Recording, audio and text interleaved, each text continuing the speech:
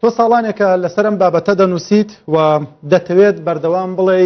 جوانکاری بە مەبەستی پیشاندانی سێکس و جوڵاندنی سێکسە. لە نووسینێکە دەڵێ سنگ و مەمکی دایکایەتیم شۆڕ بۆتەوە مای سەرشۆڕیمە بفەرمونون پڕیکەن لە سلیکۆن. لە شوێنێکی ترە دەڵێ دکتۆر ژیان بەڵێن دەدەم هەرچی هەبێ دەیبەخشم قەد و باڵا و سمتم کەمێ بەرزتر بکە. لە شوێنێکی ترە دەڵێ بمکەرە کارخانەی سێکسی و تەسکتر و قوڵتورکە کە هیچ سمێڵ سالارێک بەرگەی مەلەکردنم نەگرێ. لە شوێنێکی ترە دەڵێ زۆر سادەیە ئەگەر بپرسین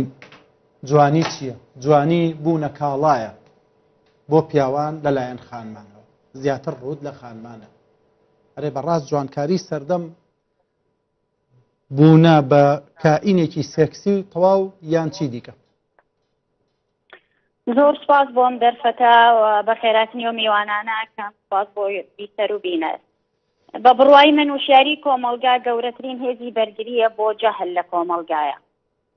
سپاس بۆ دکتۆرە بەڕێزە کۆمەڵی ڕوونکردنەوەی یا بەڵام بە بڕوای من ئەو 12 بەشەی کە ئەو باسیەکە بەداخەوە ئەوەی کە ضرورە من لەگەڵ جوانکاریان منیش خۆم جوانەکەم منیش ئارایشتەکەم ئەوەی کە ضرورە لە بۆ نمونە گەمە قسە لەسەر کوردستان بکەم لەو 12 بەشە ئەگەرەوانی بەشی سوتاوە یاخود کێشەیەکی فعلی هەیە بەداخەوە ئەوانە کەمترینن. ئەو ئێستا دکتۆرە و لە من باشترە زانێت تا سوتاوێگە چێ چارەسەری بەدبەختی و ئازارەکانی لۆچەکانی جەستەی بکە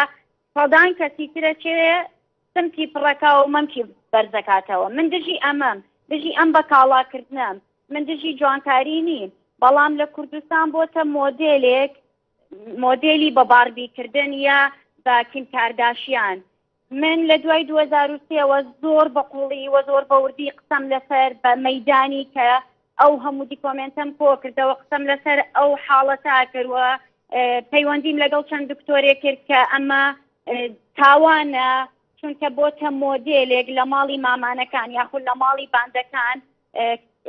کار بۆ بچووکردنەوەی ئەندامی زاوزەیەکرا کە زۆرترین خواستی لەسەر بوو ژن هەبوو تووشی لەش فرۆشیە بوو لە پێناوی 12 وەرەقە بۆی ئەمەلیاتە بکات چونکە هاوسەرەکەی پێی ڕازی نابوو.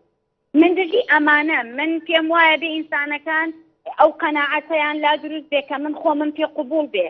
هەموو کەس حەزەکە جوان بێ بەڵام ئەو زیادە ڕەویەی کە لە جوانکاریە ئەو هەموو لێوپانکردن و ئەو هەموو سلیکۆن و ئەسڵەن هیچ فەرەنگی نییە. من بەرنامەی ڕاستەوخۆ تەلەڤیزیۆنی کوردستانم بینیوە ژنەی بابەڕێوە خەڵکی هێناوەتە ناو بەرنامەکە ڕاستەوخۆ باز لە تێکردنی سلیکۆن و فلەر و چی ئەکا یعنی بەداخەوە لە هەموو ڕوویەکەوە ئیش بۆ ئەوە ئەکرێت کە ژن چۆنەکەیتە کاڵایەکی سێکسی و بە بڕوای منێسە لە کوردستان حتى ژن کاڵایەکی سێکسی نییە لە پێناو تێرکردن و چێژوەرگرتنە بەرک و کاڵایەکی سێکسیە بۆ خاڵیکردنەوە چونکە پیاوەکان لەم ئەڕۆن بۆ ئەو لەو ئەڕۆن بۆ ئەو لەو ئەڕۆن بۆ ئەو ئەگەر ئەمە خانمان بێ ئەگەر ئەمە دۆخی خانمان بێ پیاوان بۆ کاری جوانکاریە پیاوان ئێستا لە کوردستانە ئەمانی دەستیان پێ کردەوە بەڵام ڕێژەکە زۆر کەمترە ئەزانی چی یعنی بەدەگمان